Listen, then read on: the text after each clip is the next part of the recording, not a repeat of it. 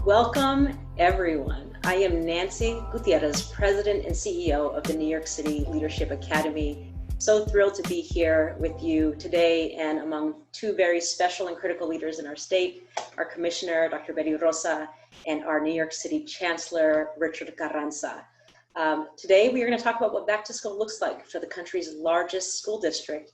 And we're also going to look at a state context. And I am excited to have Dr. Rosa and Richard Carranza join me at this time.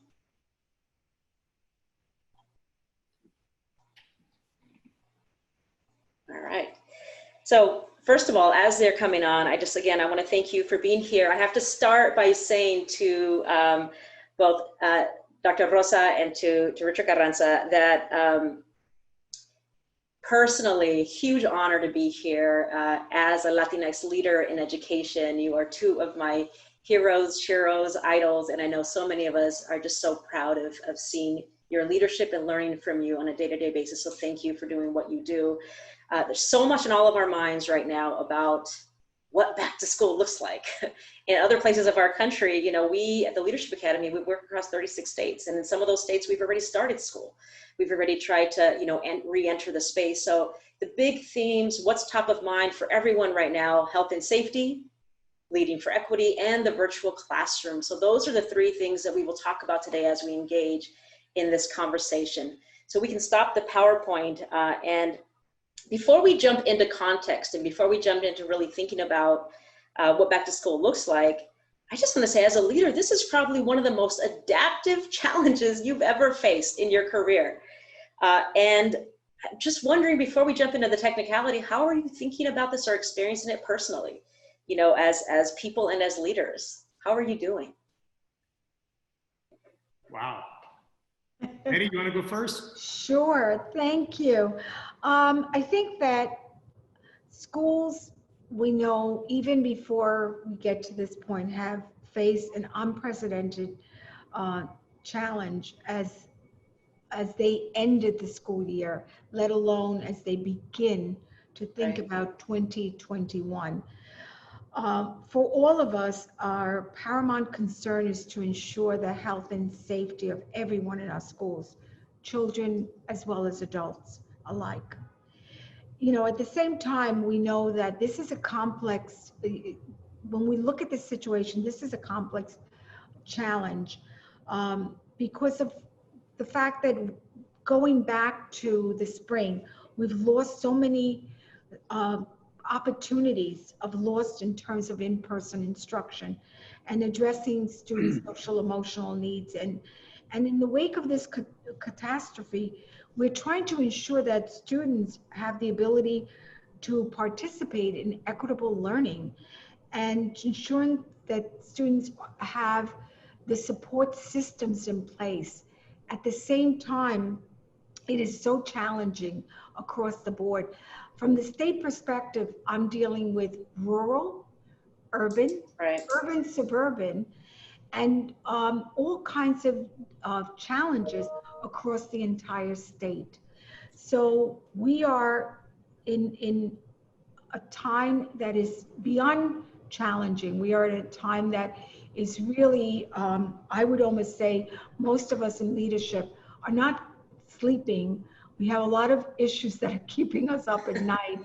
And at the same time, it's the pain that we're carrying. And yet, at the end of the day, the human connectedness is really, in many ways, is an issue that we're also grappling with as well. So from the state perspective, it's all the different communities, all the different demands. It's the issue of the budgetary cuts, the investment, the lack of, the fact that we have so many issues outside of even our educational space that impact on our educational space.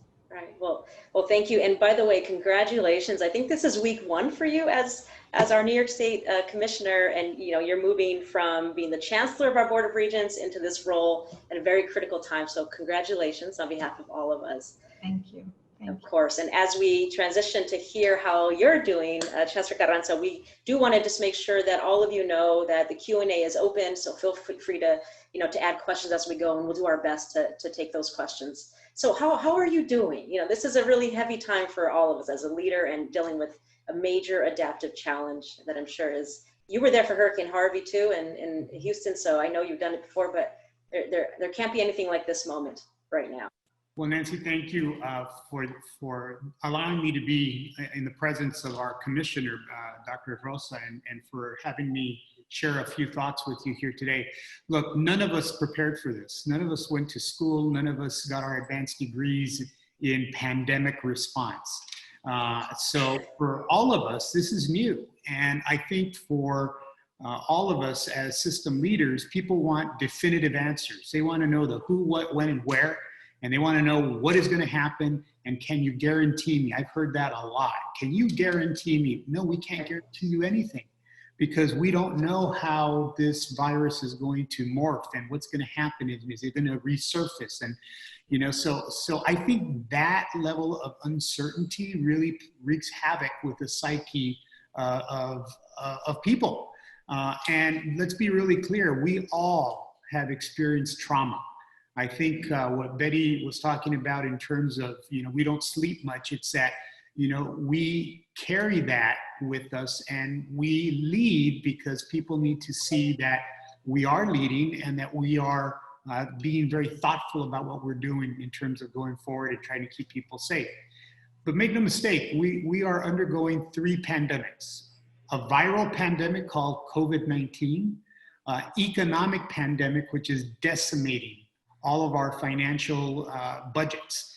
And the third is a racial pandemic, where the country and the world is coming to grips now with our very difficult past in terms of racial relations.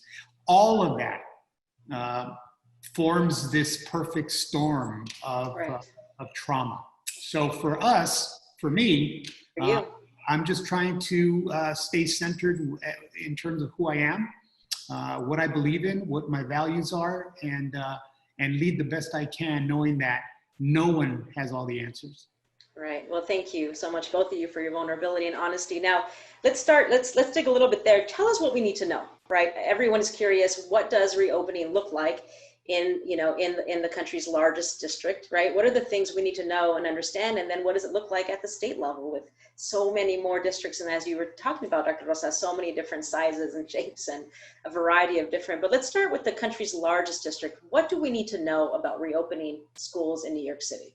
Well, I think the first thing is that if you see what's happening across the country, where school districts have opened and then they have cases and then they close, and it's been not only K-12 systems, but also higher education.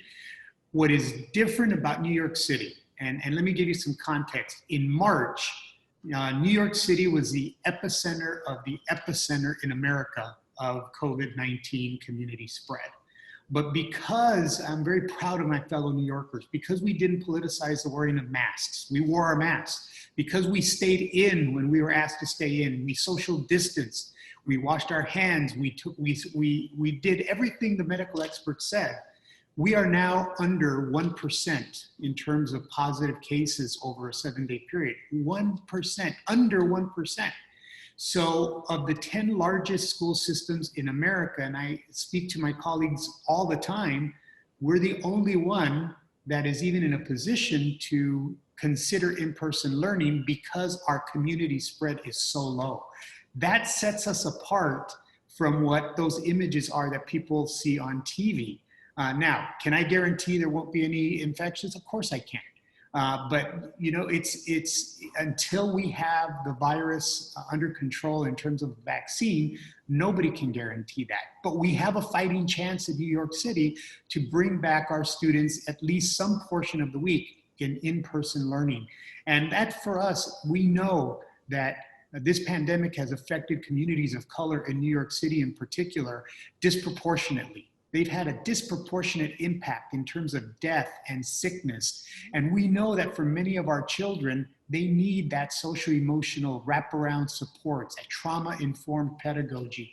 They need to have a loving teacher who knows their name, who is going to not only teach them their subject area, but also want to know how they're doing and help them process what they've gone through.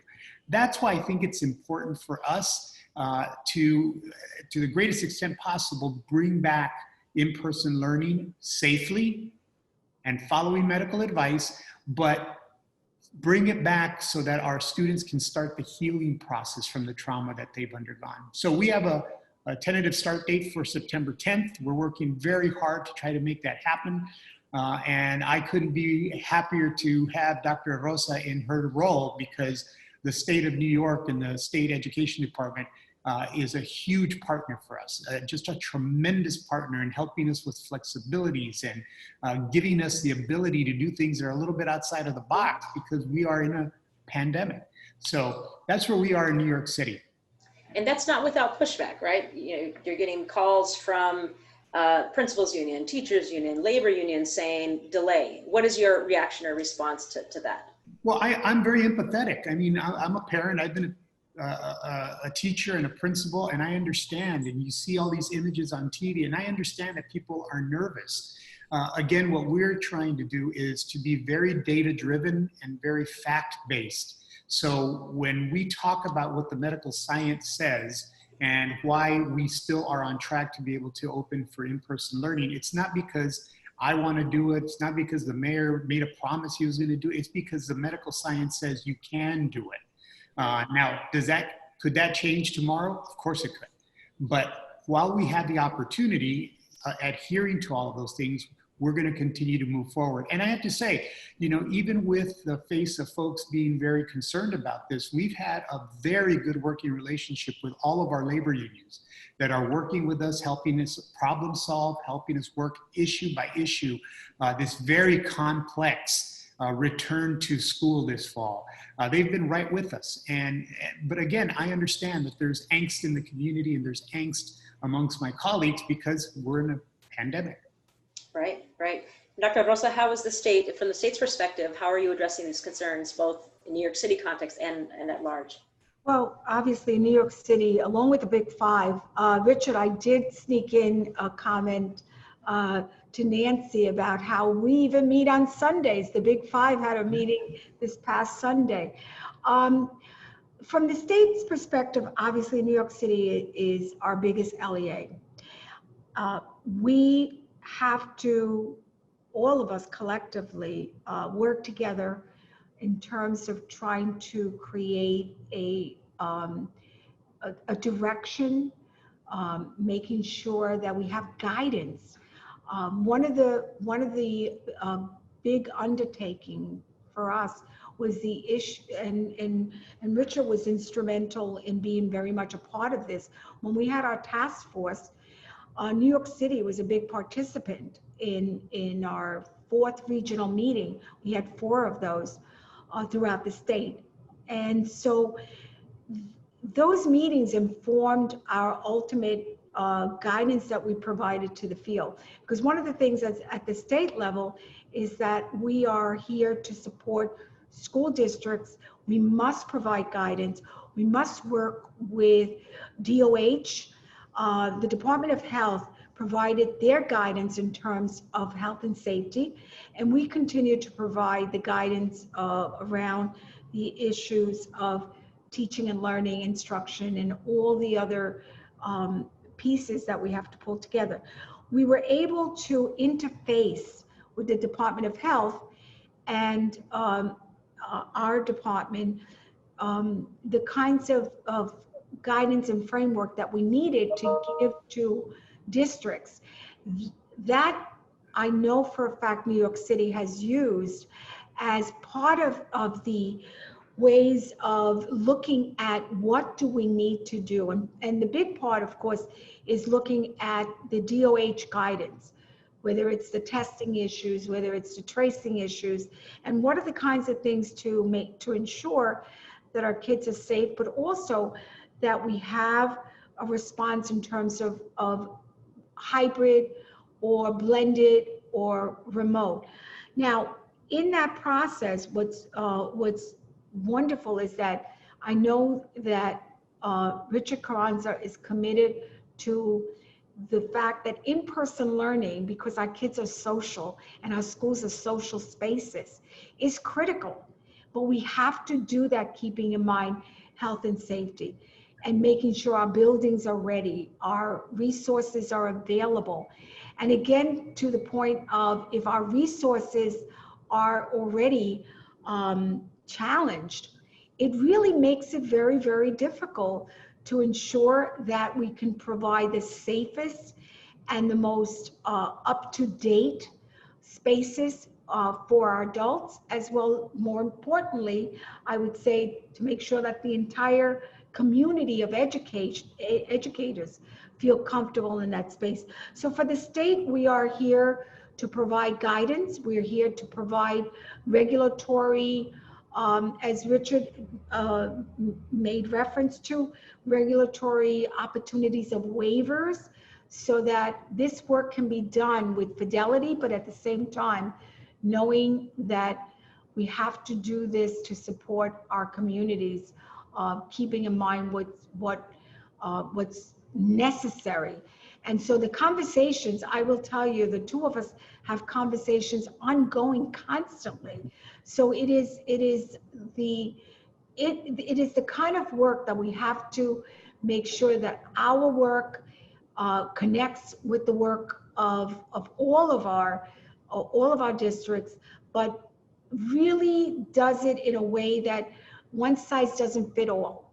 And so that we provide the guidance and the regulatory ways, along with the Board of Regents, to ensure that our kids are safe, are educated, and that all of the decisions that are made at the state level really reflect the very, very, very best for our communities.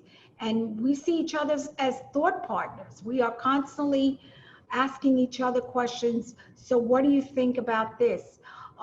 Can we do this? We just had a 3-minute conversation right before this. So it is an ongoing dialogue that is focused on what is possible under the circumstances and what are the opportunities and how do we advance those possibilities and opportunities, at the same time keeping our children and our adults in our educational spaces safe. Right. is the key word. So I hear that we are going back, right? We are going back to school. It'll look different in different places, even within the city and across the state, right? No one size fits all, and we're going to try to do it to the best. So let's break that down to say, I'm a parent, Chancellor Carranza, what do I expect my child to experience on September 10th, which is the day, or when we open? So I think, as educators, we always want the very best educational experience for our students. So part of what I see my role this year has been is to really level set the expectation for parents. It's not going to be the ideal. In New York City, one of the densest cities in America, in the world, our schools are no different. So we know that adhering to social distancing requirements and the medical advice, there is no way we can have 100% of our students in a school building at the same time and still continue to have that medical distance. So that means we have to come back in shifts. That means that some students will be in school on Monday, Tuesday, Wednesday, Thursday, Friday, they'll be remote learning. Other kids will come in on Wednesday, Thursday, Friday, Monday, and Tuesday, they're remote learning. And many iterations thereof. Now for parents, that's not ideal. And we know that, but we also know that some semblance of security. In other words, at least I know that on Monday, Tuesday, Wednesday, my child will be in school. Then parents can start to plan. And for us, that's really important in terms of getting the city back and getting our parents back and getting us back into a flow of what schooling should look like. But then school's going to look different. And what I've been saying to parents is the time to start talking to children is now. They need to understand, look, when you go back, you're used to hugging your friends. You're not going to be able to hug your friends. It doesn't mean they don't love you. It doesn't mean you don't love them. It's just you can't do that because of the social distancing requirements, it's an act of love, right? So there's different ways that we're going to show that we're friends. You can't share your things this year anymore. Ooh, you like going to the cafeteria? Well, this year you're going to eat in your classroom. Isn't that going to be fun? You're going to have to keep your mask on. So all of these things that are just so foreign to children, because that's not what school is, we have to socialize them into understanding that this is for their safety, for their friends' safety. It's an act of love to wear your mask. For me, that's what's really important and what parents can really help us with in terms of preparing students to go back.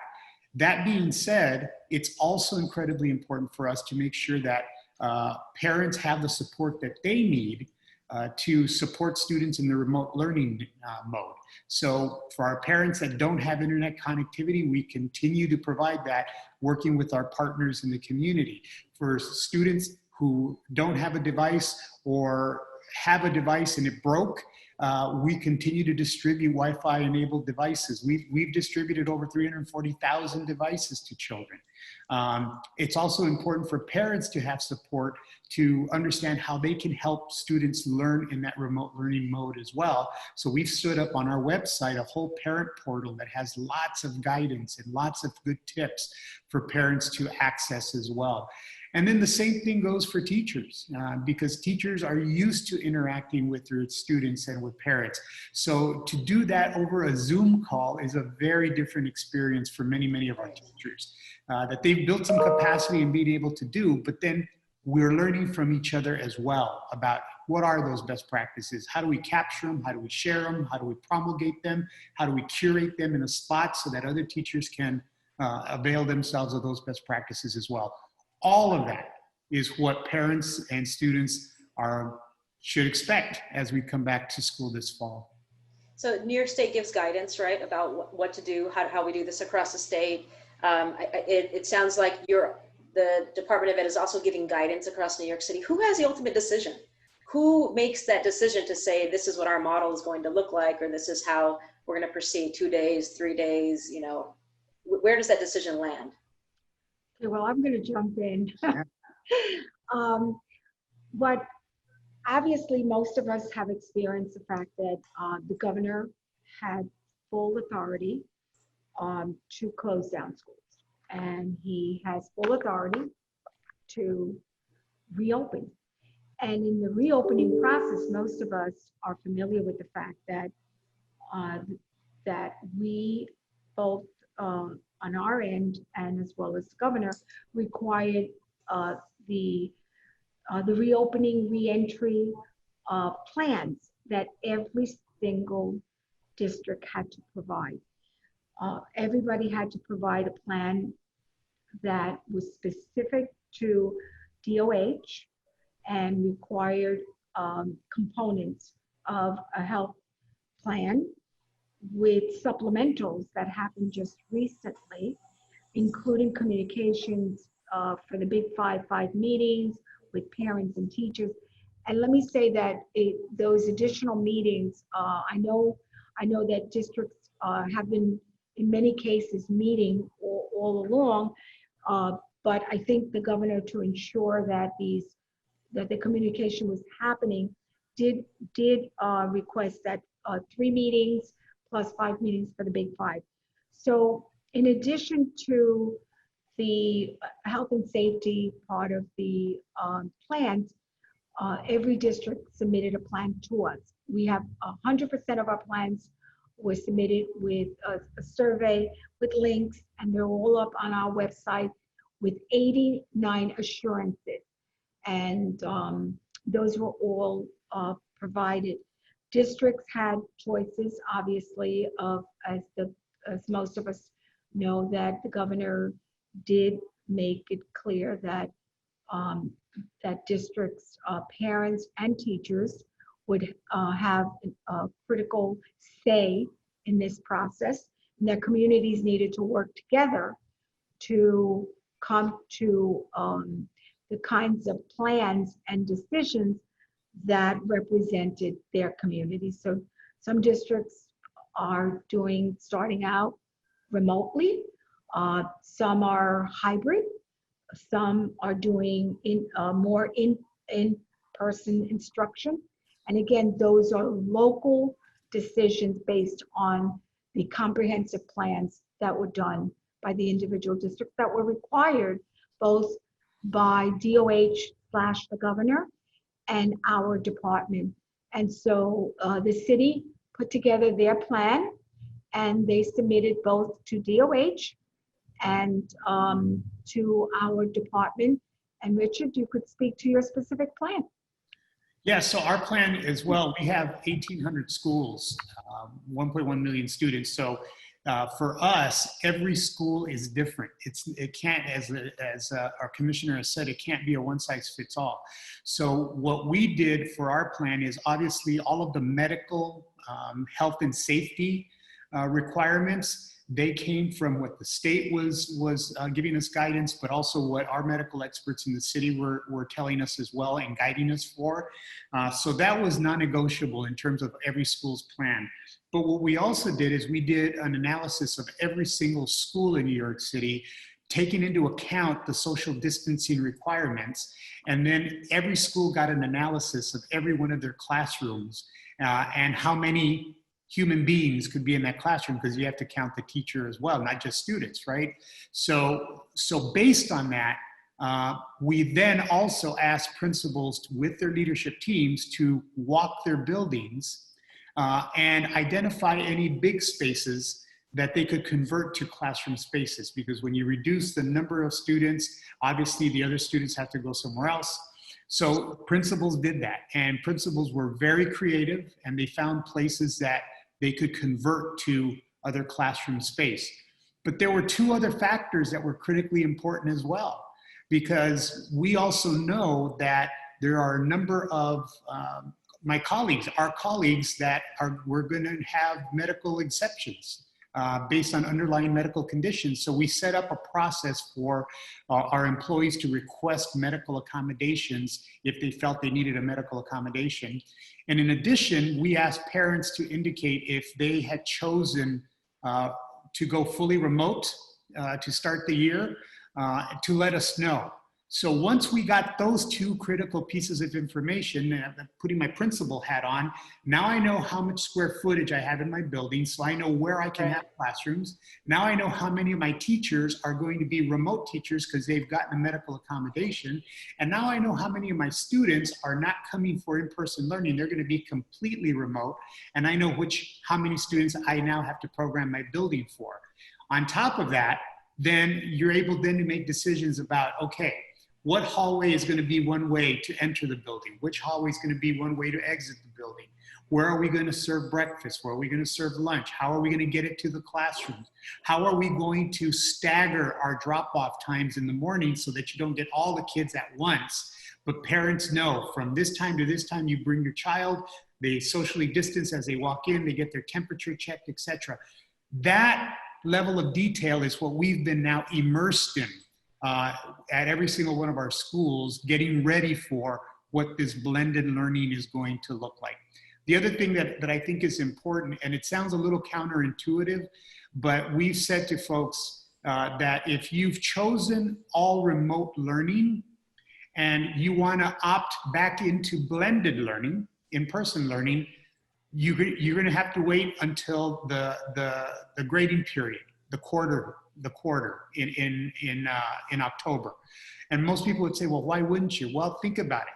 You've now socially distanced, you've created your classrooms, you've programmed your classrooms. So imagine if you have 50 children that say, I started remote, but tomorrow I want to go into in-person learning.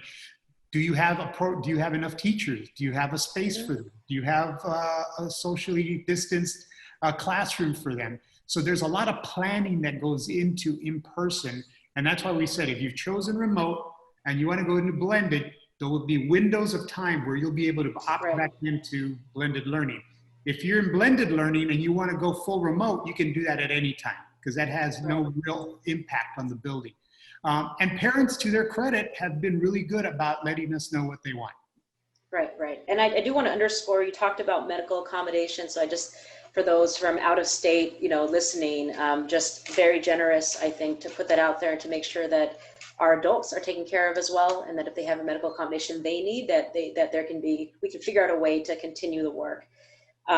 Now we have a question here around equity, right? And both of you are, very bold about what it means to really ensure that all students are supported, but specifically to take a keen eye on our Black, our Indigenous, and our students of color within the state and within the city. So knowing that we've had long-standing inequities in our city, in our state, in our country, how are we leveraging this moment, to think about how school needs to look differently, right? This is obviously a pause, an interruption in how we typically do schooling. Knowing that schooling didn't work for all of our children, how is this moment leveraged from your perspective? Well, let me start from obviously from the state perspective, and let me just go back and also add an element as I was listening to Richard speak. There are many regulations that we've been working with and trying to address because they impact on funding for our schools. So I just want to make sure the audience understands that this is not just making these decisions without understanding that these regulatory issues have an impact on how schools operate. And therefore, we have been trying to work with everybody in terms of even some waivers. For example, even something as simple as student teaching. If schools are closed, how do you do student teaching, right? So either you get creative or you work on some of the waivers. So I just want to go back to your issue of equity. This is across the board, meaning some of our rural places look very similar to many of our communities that are marginalized and have not received the quality of the education that we know that our children deserve. And I think both of us and many of us who consider ourselves equity warriors, and by the way, besides equity warriors, we have now become equity worriers. So those two sort of, I know for a Latina whose first language was English as a second language, that gets tricky at times. But I do want to say that the digital equity has been highlighted by this pandemic situation. It has been highlighted because of the fact that training for teachers, we didn't have an opportunity to really do a deep dive into the training that was needed.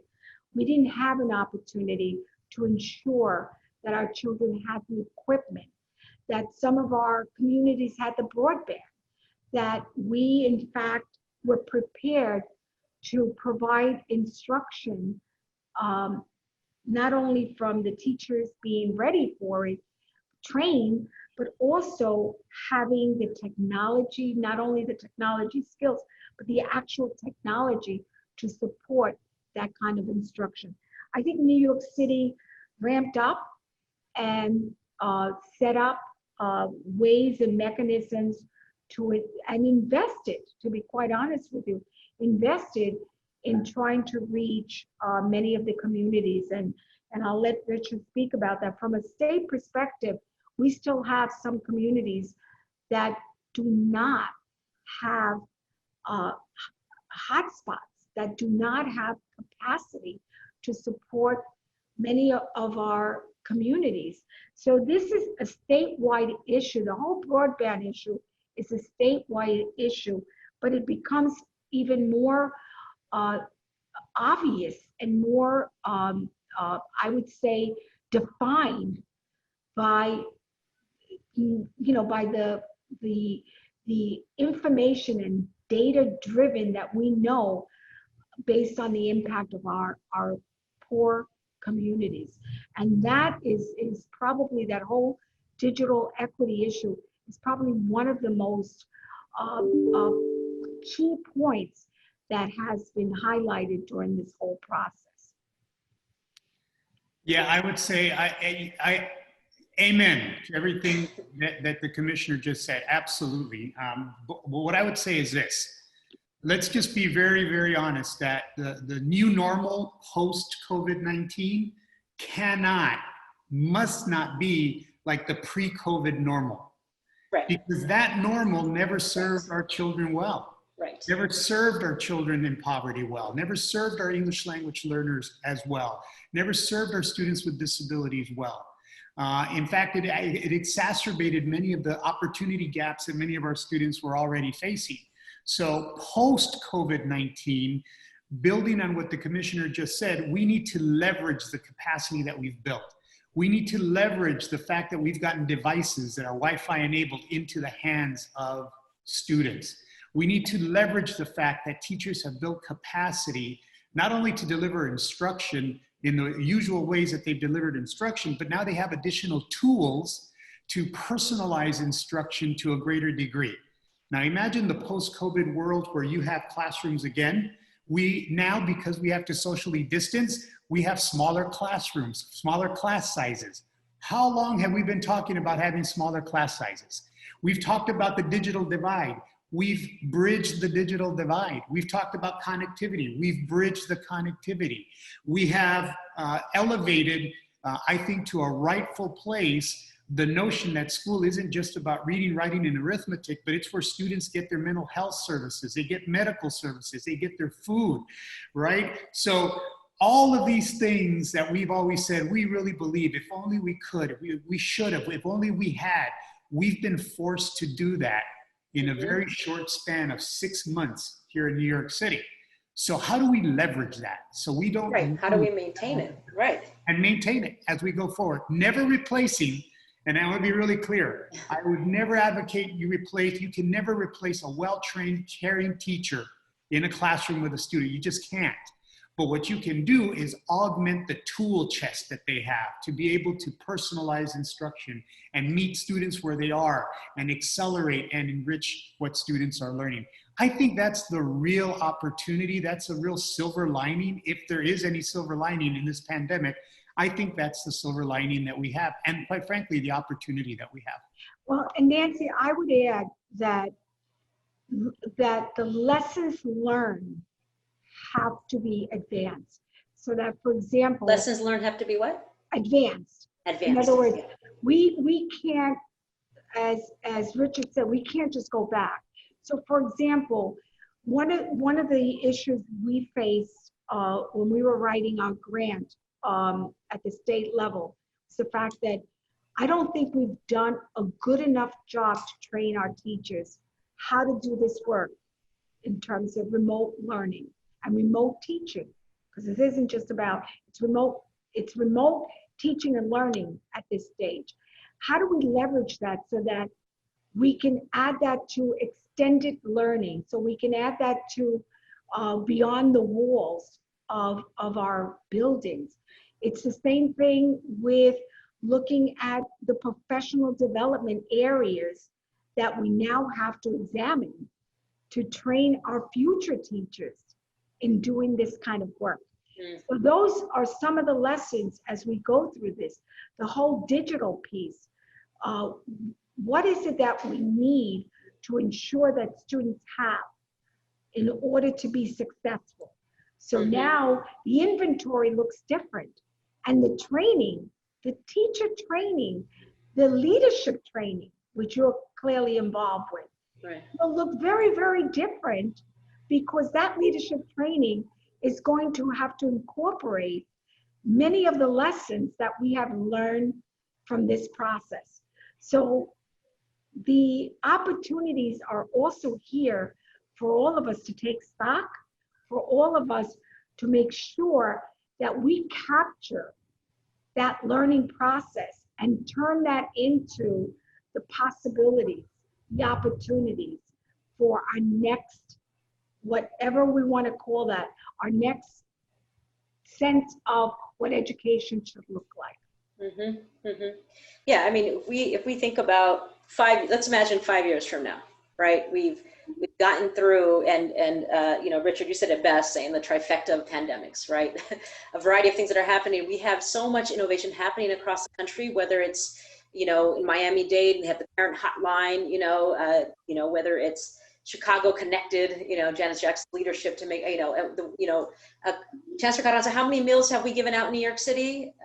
We're now over 95 million. Meals and, throughout, no questions asked, people come eat. Like, there are so many things we've been doing as a result of this pandemic that we say, hey, what stays? 5 years from now, what's still there, right? What do we say? Like, why do we have to remove, and I know there's a principle, like, there's all these things that we've created. What do we maintain? What dramatic changes are normal, are regular, are part of our everyday practice 5 years from now? And one thing we also know as leaders, starting this conversation with the fact that we're losing sleep, wanting to make the best decisions for our families and our teachers and our staff, that we have to maintain hope, right? If we don't have and maintain hope, right, then it really does something to us emotionally and on so many levels. It makes it really hard to continue to be inspired by the work we have in front of us. So if you think about 5 years from now, what does give you hope? Like, what is something that we can maintain? And if we look back and to say, this happened as a result of some of the work we did in 2020. Well, but emergencies sometimes give us the opportunity to think differently, because Right. what happens a lot of times is we get very comfortable it's almost like driving, but driving only seeing the car in front of you, right? This gives us sometimes an opportunity to look down the road and say, what's possible? Because obviously this emergency has really given us an opportunity. I hate to think that we're going to not examine those things that we have done, that we know as a result of this, that we know that we want to embed into the fabric of educating our students. So I definitely want to capture those lessons, capture the kinds of energy, the kind of responsiveness, kinds of things that we have absolutely responded the way we have responded, and the kinds of things that we have done in order to ensure that our kids are still getting their meals, their childcare, the opportunities to respond to, even for our department, we're responding to regulatory things that in the past we'd say, well, maybe we don't want to change this. Well, you know what? We've had to under this umbrella. So therefore, I really think that it's put what I call the flashlight right on many of the things that we need to rethink the way that we do schooling and the way we think about it, and expanding those opportunities. I think it's critical. So the hope for me is that we take the very, very best lessons, not only on the human side of this endeavor, the humanity, the movement away from the single story to creating a new narrative, the opportunity that we're in this together and that we have to celebrate our sense of peoplehood, and that the pain that we have all felt, that we share those moments so that we can advance and we can move forward, knowing that we're going to be better for it. And so despite all the awful things that these three, the trifecta, as you call it, let's find the winning opportunities. And the best way I can describe it is, I'm a pony finder. And right now we have a lot of manure, but underneath that manure, I want to find that pony. I really do. And I know that we will. And so I'm joining hands with a lot of pony finders. And that's what I'm hoping we will do. And and that could be, anti-racist schools. That could be culturally responsive classrooms. That could be a family-centered approach versus a student-centered approach, right? And all of these things that we've learned. Same question for you. 5 years from now, what are we thinking back? Like, these are the things that we were able to carry forward, dramatic changes, because it wasn't working in the past for our youth. Yeah, great question. So consider this. In the last 6 months in New York City, We've distributed, the 300,000 plus devices. We've put Wi-Fi in the hands of some of our poorest children and families. We've been able to serve, all of these millions of meals. All of those things we've already talked about. But also consider this: in the last 6 months, we have not suspended from school one student. Not one. In the last 6 months, we have not punitively held students accountable because of attendance. And on the contrary, we've gone out looking for students and finding, we haven't heard from you. Where are you? Are you okay? What do you need? Think about this. In the last 6 months, we haven't negatively evaluated a teacher based on a putative evaluation system that may or may not be aligned to what the actual practice actually is anyway. Think about that. In the last 6 months, we've communicated more with parents and communities than we ever have before. We've been forced to, we've wanted to, but we have. Think about the power in a non-pandemic environment of continuing those enlightened practices and making them part of what we do to educate children and empower and help to empower communities. Think of the power of that. Think about the harnessing of the creativity of our teachers and putting in their hands the devices, the curriculum, the resources to be able to be very creative and personalize instruction and meet students where they are and then accelerate them. Can you imagine if we continue to do that and iterate on that and continue to help teachers build their capacity to do that? I would also say this. I think in the United States, at least my entire career, we've always bemoaned the fact that educators and education doesn't occupy one of those social tiers that we would say, right, I really want to be a teacher, and we've bemoaned that because other places across the world do hold teachers in very high esteem. I would very respectfully say that the last 6 months have elevated in a very practical but real way the real work that teachers do.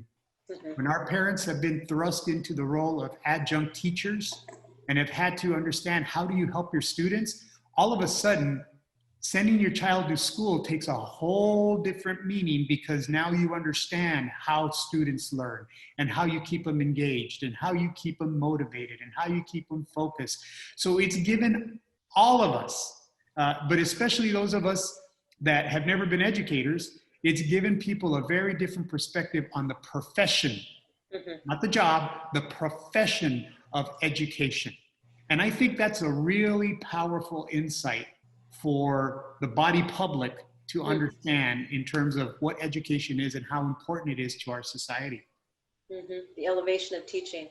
Absolutely. Yeah, and Bettina Love always talks about how, in leadership, sometimes we end up becoming managers of inequity and inequality versus actually disrupting it and recreating. I love this idea of, let's imagine the last 6 months, what we haven't done, right? And also I think, Dr. Rosa, when you talk to like these lessons learned, it points to the fact that we actually need to process to learn from those. Like we can't just assume that we're going to learn from them, right? Because it is very natural for us just to jump right back into the way we used to do things. I know I, for one, and so many of us do not want to return to a system that didn't work for our students, and specifically our students of color, our Black, our Indigenous students with special needs, and our English learners. So we have lots of questions coming in. I think we have time for maybe one final question here. But let's assume that, that we have safe structures in place for the classroom, right? Like all safety procedures are in place. From your perspective, like what would be the most effective virtual teaching and learning? What would that look like? Like imagine, just take safety, it's in place. Like what do our kids actually need right now in this moment? One example I'll give you, Phoenix, Arizona, the high school district out there, they're doing every child every day, and they're making sure that every single kid in the community gets a 15-minute phone call to check in to see how they're doing, with the big goal of saying, you're here, you're cared about, you're loved, and to also keep them motivated in the schooling process. We know that our youth will not learn from us if they do not feel cared for and connected. We also know that our kids have reported feeling less connected today than they've ever felt to schools. And so assuming all safety procedures are in place, what does an amazing culturally responsive virtual classroom look like on September 10th? Yes, I'll start and then I'll let Dr. Rosa be the closer on this one. Look, I think what that would look like in terms of a virtual environment is that students are free to explore their passion, free to light their creativity and their passion. So if that means virtually, they can take a virtual tour of the Louvre and then write about what the beautiful art that they see. Why not? If students are able to then connect with other students, think about this as well. You know, if you have a student currently in New York City and you have your best AP statistics teacher, and they happen to teach at high school X, right. And can you imagine now harnessing that virtual power where now students from 15 other high schools in New York City in all 5 boroughs get to take this statistics classroom with this phenomenal teacher. Right. Think about that. We've blurred now the lines of geography. We've blurred the lines of the classroom, and we're actually bringing great practices to many more students across the city. That, for me, is a great virtual experience. I would also say that a great virtual experience means it's not just online. That means that they're sparking their creativity of a student, you're sparking something that they really want to learn more about, and then they go out and learn about it. They go out and do it. They go out and take ownership of finding out and building or looking at or reading about. I think that that's the power of opening the world through a virtual environment to our students, and that's what we're trying really hard to put those fundamental pieces in place so that our teachers can help our students do that. It creates more access, right? There's more, and it reminds me of Sonia Santelices in Baltimore schools. She's doing this, she's revamping the social studies curriculum, and it's called Be More Me. Exactly the same, like what's your passion, what's your interest in, how can we learn about our community? Dr. Rosa, same question for you. Sure. I think it's an opportunity to explore, to use the virtual as a creative space, but at the same time, go out into other spaces that you normally are, in some ways, we take for granted. We don't see these spaces because we're so busy living in these defined spaces called home, school. Go into the opportunity to connect with community service type of possibilities in a safe way.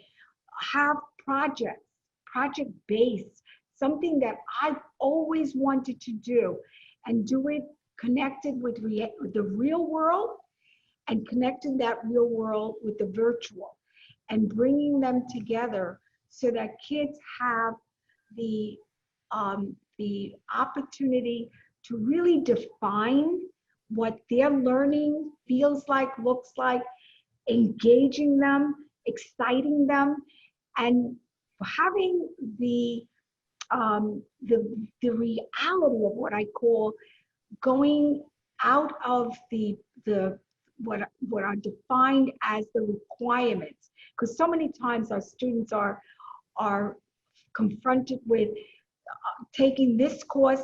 This is the requirement. Well, how about this is the moment to create, to be excited, to connect, to find ways of learning that are different, that are shared.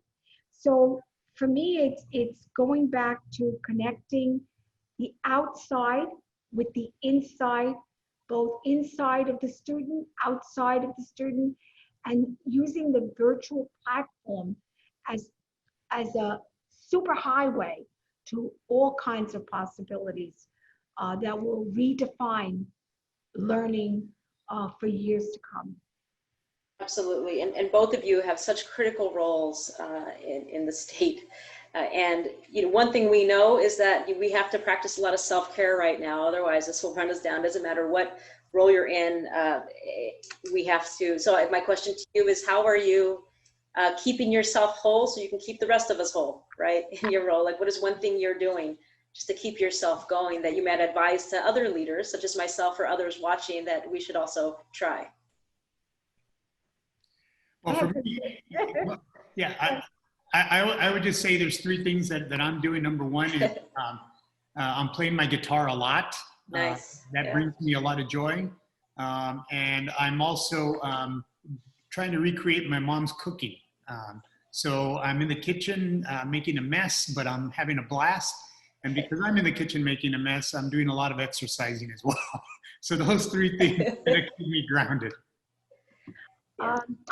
It's interesting. Cooking is for me as well. I am not a great cook, but I'm learning how to connect with the greatness of cooking and trying to become better at it. So that's one. The other thing is that I have been 12 years here in Albany, and moving to Albany now is giving me an opportunity, and I'm within walking distance to the office, to really explore a place that I've been existing in. So now it's an opportunity to get to know and connect with a place that I'm going to be living in for however long I'm going to be here.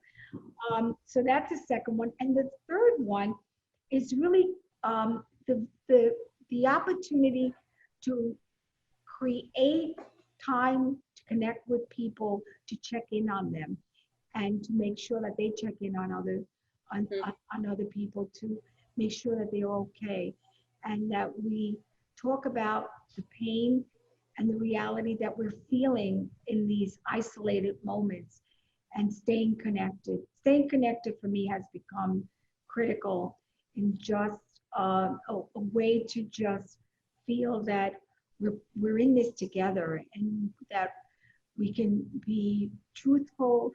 And the final thing I'm going to say is we send each other, I have a network of people that would send each other little virtual hugs and we all need them. Some moments of laughter. I think we need to also, we need the joy of enjoy in our lives.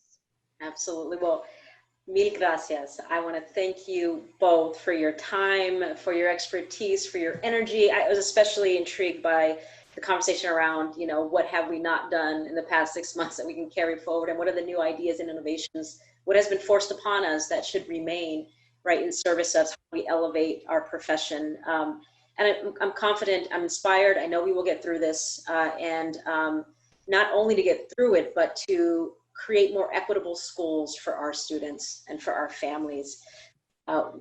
Wishing you the very, very best in our reopening plans, and thank you for taking the time to sit with us and so we can hear a little bit of your insight on your plans forward. So thank you again so much for being here with us.